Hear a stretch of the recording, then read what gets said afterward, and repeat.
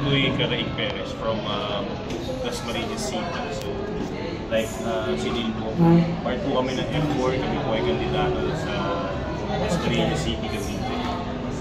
Background ko po, ako po ay graduate ng AB Political Science sa Dasmariñas City, Dasmariñas. Ako rin po ay certified paralegal mula sa UP Diliman. And then currently, nagtatapos po ako ng Master's sa Sustainable Leadership and Governance.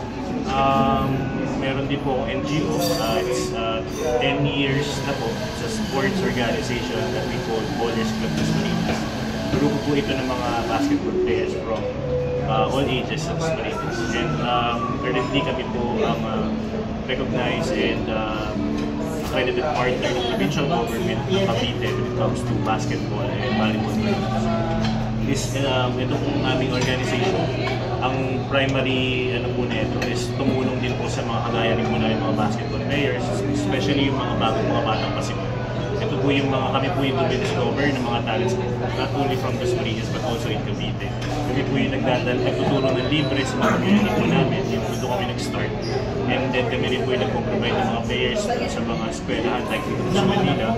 Meron na po kami nagpo-provide ng players sa Lasal, sa Ateneo, sa UE, yung mga ganun po. So,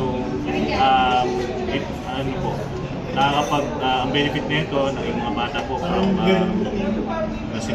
simple city like Dasmariñas ng Cavite, nakapag-aral sila ng libre and may opportunity silang makapag-aral sa prestigious na school. And ang organization din po namin tumutulong din po sa community using that platform of basketball. Nagkakanta kami ng mga game for a cause wherein yung mga proceeds po nito, ito naman po din yung tinutulong din naman namin sa mga batang may sakit, medical assistance during calamity, nagpo-provide din po kami ng relief goods, and then nagpo-provide din po kami ng school supplies. Yearly po yan since 2014.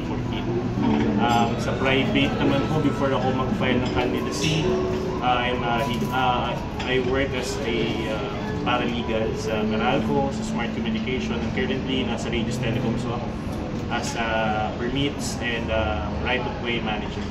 Ito po yung mga nakikipag-usap din po sa LGU. So, almost ganun din naman din po yung trabaho.